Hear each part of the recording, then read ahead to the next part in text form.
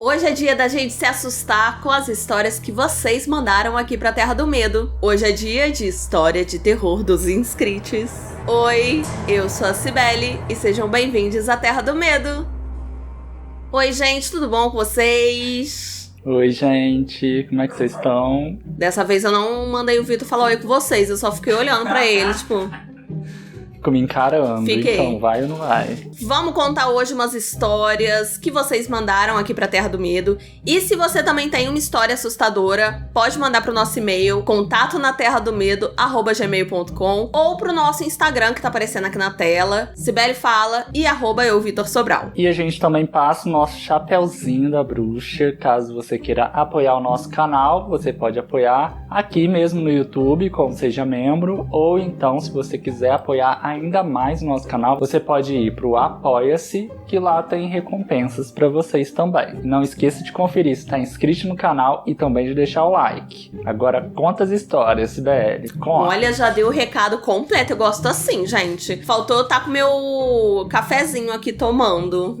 Hoje não tem. Vamos então para a primeira história, que é da Vivi. Achei sucinto, Vivi. Numa noite qualquer dessas por aí, eu acordei de madrugada. E sabe quando você acorda depois de perder o sono? Pois é, eu estava completamente sem sono. Daí eu decidi pegar o meu celular, que estava ali do lado do travesseiro, e eu comecei a conversar com meus amigos que ainda estavam acordados pelo Discord, pelo WhatsApp. Depois de um tempo eu acabei cansando de mexer no celular, coloquei ele de volta ali do meu lado e virei. Nisso que eu virei, eu fiquei numa posição que dava pra ver certinho a sala. E na hora que eu virei, vocês não vão acreditar. Eu vi no sofá, assim, logo de frente pra mim, eu vi um pirata, gente, deitado no meu sofá. É sério, um pirata. Eu não tô brincando, gente. Era um pirata e pareciam aqueles piratas bem antigos, com chapéu grandão e tinha até uma caveira na frente do chapéu. E tava meio escuro, mas eu conseguia ver bem que a caveira parecia ser de ouro. Só que ele não tava deitado normalmente, até porque seria impossível ele estar deitado normalmente no meu sofá, porque ele parecia ter uns 2 metros de altura, e o meu sofá era daqueles pequenininhos. Ele tava meio deitado assim, o corpo tava pra um lado e a cabeça pro outro, ele tava super desconfortável, parecia, e como ele era muito grande pro sofá, ele ficava meio que em pé, assim, com as perninhas. Ele tava deitado, mas as perninhas estavam pro chão. Era uma cena muito bizarra, sabe? Parecia que ele viu que eu tava virando, aí ele se jogou no sofá de qualquer forma ali, só pra eu não ver ele mexendo. E o pior de tudo, gente, é que na mão dele, ele tava segurando um cutelo daqueles antigos, com a pontinha envergada. Então, eu fiquei paralisada de medo, porque primeiro que aquela situação era super bizarra, e segundo que parecia que ele ia fazer alguma coisa comigo, sabe? E eu fiquei ali, parada, uns 20 segundos mais ou menos, e eu tava completamente paralisada de medo mesmo. Até que no impulso, assim, eu peguei o meu celular que tava do meu lado, liguei o flash, a lanterna do celular e mirei nele. E na verdade o que eu tava vendo era um monte de roupa entulhada no sofá. E eu fiquei com tanto medo nessa situação que eu desci da minha beliche na mesma hora e fui lá desmanchar essa pilha de roupas. Fim da primeira história. Gente, Vitor se identificou muito com essa história, vocês não têm noção.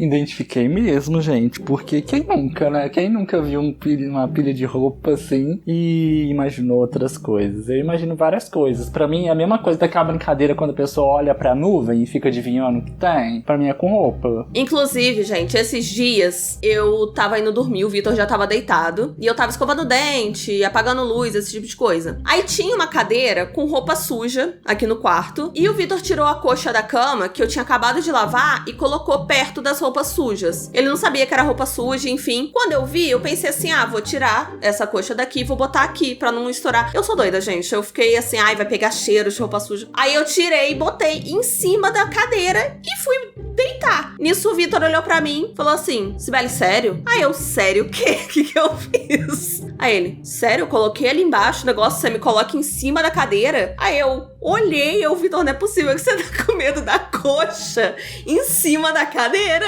É porque a coxa em cima da cadeira tava parecendo que era alguém de costa. Eu achei incrível, gente, porque ele não falou, ele não me explicou a situação. Ele só virou pra mim incrédulo, tipo, sério, Cibele? Eu esperava tudo de você, menos isso. Ai, gente, eu tenho medo. Comenta aqui quem também tem medo de roupa, assim, em cima da cadeira, ou então naqueles cabide Sabe aquele cabide que fica assim, que você coloca roupa, bolsa? Inclusive, tem um desse aqui em casa que tá aqui do ladinho, com chapéu de bruxa em cima. Eu não sei como o Vitor nunca implicou com esse chapéu de bruxa, porque antigamente o que ficava em cima dele era um chapéu da festa alemã que um amigo meu me deu. Beijo, Polidoro. Ele me deu, eu botar. Minha avó sempre botava ali. Eu parei de botar porque eu sei que o Vitor se assusta. Se assusta. Se assusta. Eu parei de botar porque eu sei que o Vitor se assusta, mas minha avó tá nem aí. Aí ela botava ali o chapéuzinho e aí até eu assustava, sabe? Teve uma vez que a gente foi gravar no quarto e eu botei esse negócio lá pra sala, esse cabideiro, e eu achei que era o homem torto. Se eu achar a foto, eu vou botar aqui pra vocês. Só se eu achar, não tô prometendo nada não. Mas eu aposto que vocês têm história de coisas que vocês acabaram confundindo também. Essa história é muito identificável. Vamos então pra segunda história?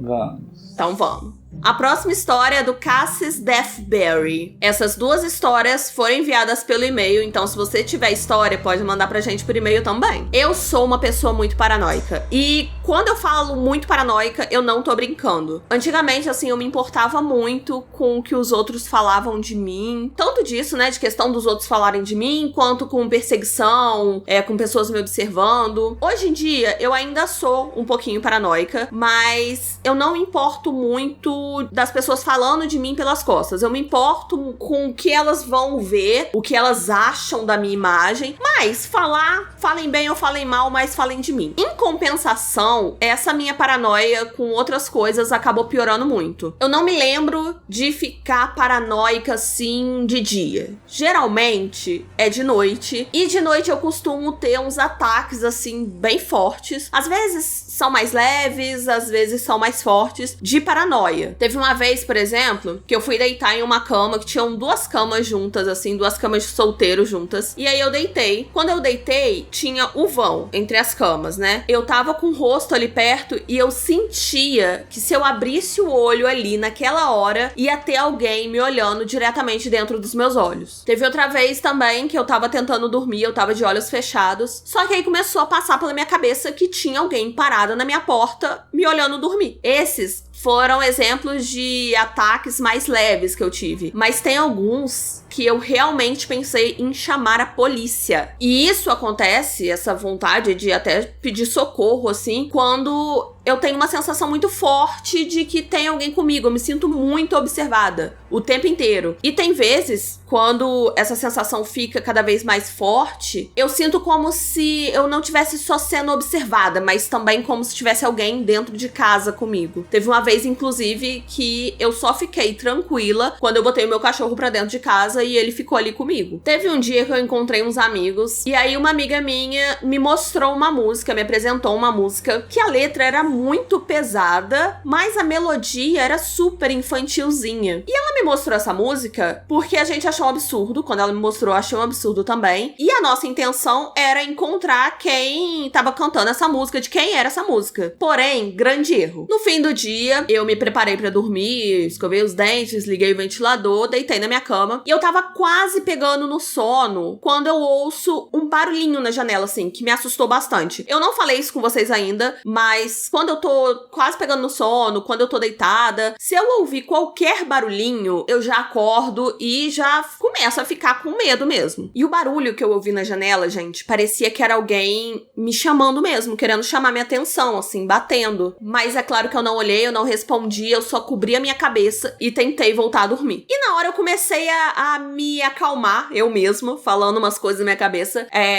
Pode ser o vento, pode ser o ventilador, pode ser o vento do lado de fora da janela e os ferrinhos ficam batendo e fazendo barulho. Daí um tempinho, eu senti o cobertor que tava bem ali na ponta do meu pé, eu senti o cobertor levantar. Mesmo assim, eu fiquei de olho fechado, tentando dormir, mas assim, fingindo que tava dormindo, porque na minha cabeça, se tivesse alguma coisa ali dentro, não tinha motivo pra essa coisa acabar me matando se eu não visse ela. Então, na minha cabeça, a melhor solução era tentar dormir ou fingir que tava dormindo. Quanto mais o tempo passava, mais eu sentia o cobertor levantando. E tava levantando de forma muito lenta, muito devagar. E tava um calor absurdo dentro do cobertor. Tava muito quente, mas mesmo assim eu decidi não tirar o cobertor. Até que eu ouvi um barulho que fez eu sair completamente do estado que eu tava de tentar dormir pra me acalmar. Mozinha. A mozinha tá Pesadelos. Pesadelos caninos. Acorde seus pesadelos caninos. Ela não acorda não, não acordou não, tá? Até que passou um tempo e eu ouvi um barulho que simplesmente me tirou daquele estado de tentar dormir. O barulho foi de uma garrafa que tava jogada no chão do meu quarto, uma garrafa de plástico. Eu ouvi ela sendo completamente esmagada. E eu tava sozinha em casa. Eu fiquei completamente desesperada nessa hora, eu não tava conseguindo me acalmar, mas mesmo assim eu ainda não abri o olho, eu fiquei de olho fechado, fingindo que tava dormindo ainda. Fiquei ali uns 10 minutos nessa agonia, até que eu senti um dedo passando no meu pescoço, muito devagar. E foi descendo pelo meu corpo, essa sensação de um dedo passando. Até que quando esse dedo chegou um pouquinho mais pra baixo da metade do meu corpo, eu fui de uma vez só, eu levantei, tirei a coberta, saí correndo pra sala. Chegando lá, eu liguei a televisão e fiquei vendo a televisão até a hora que eu me acalmei. Depois desse evento, depois disso, eu comecei a pensar muito sobre isso. E eu queria arrumar explicações lógicas pra tudo que aconteceu. A janela poderia ser o ferrinho, que eu já falei com vocês. O cobertor levantando podia ser o ventilador, que eu deixei ligado. A garrafa sendo esmagada poderia muito bem ser meu cachorro que entrou, eu não vi. E o dedo passando no meu corpo, sei lá, eu tava morrendo de medo, eu tava naquela adrenalina, calor embaixo do cobertor. Pode ter sido uma gota de suor que foi descendo e eu achei que era um dedo passando. Mas eu tava tentando me enganar, gente. O ventilador, ele tava muito fraco. O vento não tinha força pra levantar a coberta. O meu cachorro nunca entrava no meu quarto. E na hora, gente, eu tinha certeza que era um dedo. Parecia um dedo mesmo passando. Não parecia ser uma gota de suor. A janela não tem como muito eu me desmentir, porque eu não sei se estava ventando na hora, então não tem como eu falar se era ou não o vento. Minha parte mais cética quer acreditar que eu tava morrendo de medo, eu tava numa adrenalina danada, e aí esses acontecimentos normais do dia a dia, de qualquer noite, começaram a ser aterrorizantes a ponto de eu achar que tinha alguém no meu quarto. Mas a minha parte que acredita mais no sobrenatural ficou pensando se aquela música não atraiu alguma coisa, alguma energia, e acabou atacando a minha paranoia e atraiu mesmo alguma coisa pra dentro do meu quarto. Mas esqueça-me se for capaz.